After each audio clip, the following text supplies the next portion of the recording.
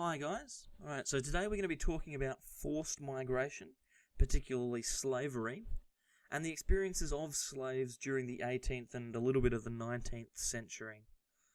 Hopefully we can get a better understanding of what it would have been like to be a slave today. And make sure you're paying close attention, because this information that we're going to learn about today will help us out when we're doing our next assignment. So keep an eye out. Let's make a start. Slavery, what is it? Well, a quick definition that we've got is a condition of having to work very hard without proper remuneration or appreciation. That essentially means that a slave is someone who is being forced to work in incredibly difficult conditions or on incredibly hard work without receiving any pay, that's our remuneration, or without being appreciated for it, appreciation, okay? Why are we talking about slavery? Well, we remember from last time that there was lots of colonization going on in the Americas, both North and South America. And all that colonization needed more labour, right? Large amounts of labour. So the answer to that, in the eyes of many European people, was slavery. If we can take some people across there and force them to work for free, then we can make some more money. It's very simple, but obviously not morally correct, as it were. You'll see on the right hand side of this slide here, we've got a picture of some European slave traders that are shackling up these young African men and sending them below the deck of their ship, where they'll be forced to wait out a long and arduous journey across the ocean. But we'll talk about that in a second. Let's talk about the first stage of a slave's journey now. Essentially, slaves were kidnapped off of the northwest coast of Africa. Okay, and you'll see in our picture here on the left, we've got about 9 or 10 slaves that have been captured by this guy over on the horse. They've been chained together and are being marched towards the ocean where a ship is waiting to pick them up. Now you notice that the guy on the horse isn't a European here. He is probably of African descent, and that's because many of the people that went out to capture slaves, these professional slave capturers, were African people who would benefit from the money and the goods that Europeans would bring with them. Places like Guinea and Gold Coast, French and British colonies respectively, were popular slave ports where you would find many slaves being boarded onto ships and sent off towards North and South America. Those professional slave catchers, our man on the horse on the left there, would use rope nets to capture young Africans and herd them all into cages where they would be stored, essentially, like items until someone came to collect them. So it's definitely not a situation that you wanted to be in, being caught in rope nets and then forced into a cage. Alright, slaves were often captured whilst out hunting, so their families never found out what happened to them. You can just imagine you were out hunting for food to feed your family, and suddenly you're captured in a net and forced onto a ship, and you've got no idea what's going on. You'll see the picture down the bottom here is the conditions that you would find on a slave ship. Okay, so slaves would be forced into very, very tight and compact conditions where they would not have a huge amount of room, and that picture is of slaves lying down. They wouldn't be given more than maybe 1.5 meters of height in those conditions, so they'd barely be able to sit up. These captives, once they'd been captured, were loaded onto slave ships and they were sent off to the New World in these really tight, cramped conditions. We'll talk for a second about the triangular trade. You might remember it from Friday of week 1 when we did a little worksheet on it. Okay, this is what it looks like for those that might need a quick reminder. Essentially, we start off in Europe, over here. Okay, we then sail down to Africa, onto the slave coast, this area down here, where we will trade manufactured goods for slaves. Okay, so you have to remember that slaves are an item, they are a trade good that can be bought and sold. Okay, so they come down this area here, trade manufactured goods like pots and pans and guns for slaves, and then ship them across to the New World. So they might go to South America, Central America, or into the North American area. Okay, when they arrived there, the slave ships would drop those slaves off, receive their money, and with that money they'd buy things like tobacco cotton and sugar from the plantations where these slaves were going to be working. And then they'd sail back to Europe with those raw materials and sell them up there. And the money that they would earn selling these raw materials, they'd then use to buy more manufactured goods, to go and buy more slaves, to get more raw materials. So it just began a massive triangular trade where ships would go down and around this entire system over and over and over again, becoming incredibly wealthy. The journey for those slaves across the ocean was a horrific experience. It was a brutal and, so it's meant to say and there, a brutal and horrific experience. Slaves were chained together below the deck of their ship, and in this situation, you can see that they've got their little 1.5 meter space on the right-hand side over here. They might have a little more room in the middle, but they wouldn't be allowed there very often.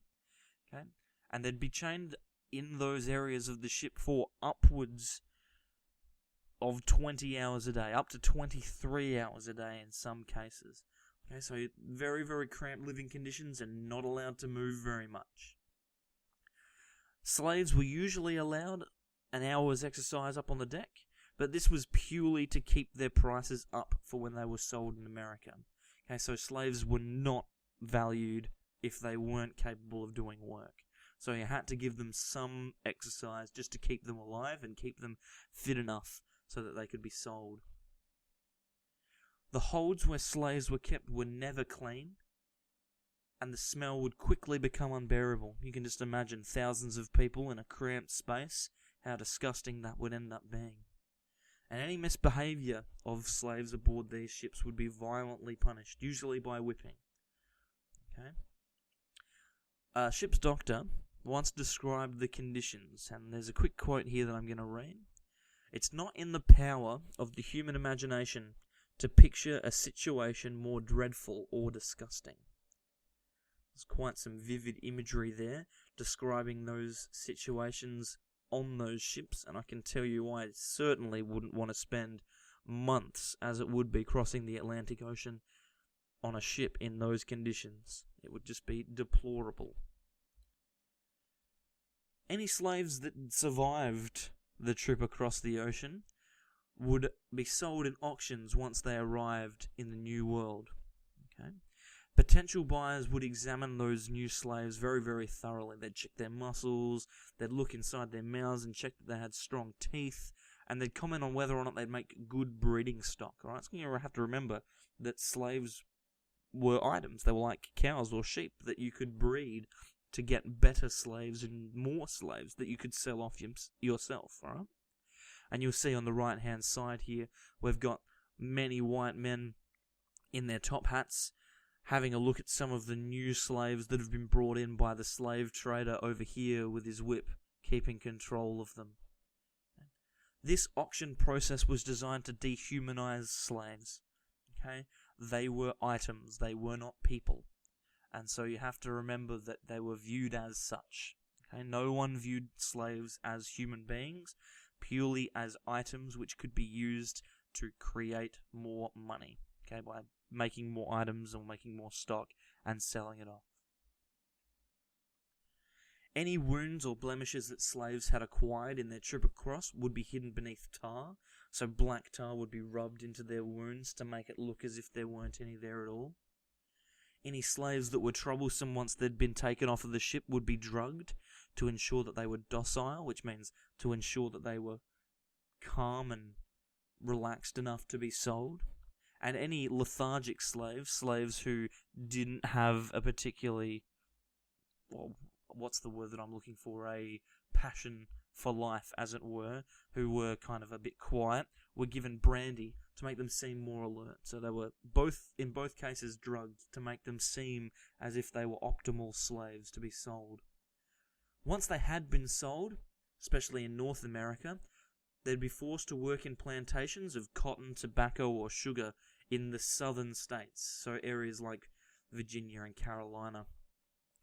Slaves were stripped of whatever names they had in Africa and were given new ones. So their first names would be English, so any manner of English names, and they would usually take the surname of their master. So if their master was John Smith, then the slave would be Brian Smith, or whoever it is. Okay? Men would usually work in cotton or tobacco fields. They were used for hard labour. They were used for heavy lifting or long and arduous activities that other people would not be able to do. Any female slaves would usually work in the owner's house as maids doing cleaning and washing. And when they weren't working, slaves would be accommodated in their own simple wooden huts with very few comforts. So when I say a wooden hut, I don't mean like a house. I mean a small room with some hay on the floor on which to sleep. They wouldn't be receiving very much at all in the way of comforts. Slaves who tried to escape these really horrific conditions were punished severely, and you can see a picture on the left here of a white man flogging a slave who had been fastened to the ground. So you can see his feet have been tied, his hands have been tied to the ground. There's no chance that this slave is escaping, and he's going to be flogged, potentially to death. Okay, whipping was a very common punishment for offenders, and you will often find pictures of or images of slaves that had been whipped with massive scars upon their backs all the times they'd been whipped. And it wasn't just for severe crimes such as trying to escape. Even the most minor of things, such as looking at your master funnily, could find yourself with whipping. Reoffenders, people who tried to escape frequently or frequently difficult to keep under control, would have their teeth filed to points, so filed sharp, to show that they weren't to be trusted. It also meant that it was very, very difficult to eat food because they would pierce the inside of their mouth, and very, very frequently, slaves would find themselves in very detrimental positions because their teeth had been filed. You can imagine it's probably not the best position to be in. In 1800, slavery was abolished in the northern states, not northern states, leaving many slaves freed, alright? So despite their freedom, ex-slaves were still treated poorly and were rarely treated equally to those of European descent. And that's because of this ingrained idea that people who were slaves, people from Africa, were less of a person than Europeans. Many ex-slaves struggled to find work and struggled to support themselves. And in many cases, people who remained slaves in the southern states may have been more likely to survive than those who were freed in the north, because at least those in the south would have food to keep themselves alive. In some cases, ex-slaves in the north didn't have that basic luxury. Eventually, slavery ended in the United States in 1865 in all states after the Civil War, which we'll talk a bit more next week. You can see our slave on the right here is incredibly happy to be free. But unfortunately, racial discrimination that was born from this slavery is still present in America today. So many of the racial conflicts that we find in America are based on this idea of slavery where African people were less than Europeans. Okay, so what do we do now? Now that we've finished having a look at this quick PowerPoint, very, very quick PowerPoint, you can do one of three things. Right, firstly, we've got our quiz there on that link. You can find that link on our website as well. So don't stress. If you can't find it on the PowerPoint, you'll be able to find it on the website. We also have a optional activity to do, our significant individual task on George Washington. We'll have a look at the first president of the United States and his opinion about slavery. And then down the bottom there you'll find our very, very important task, our first assessment piece, a slave journal assignment. Alright, so if you've got any questions about how to go about your slave journal, please come and find me. I'll be wandering around the room.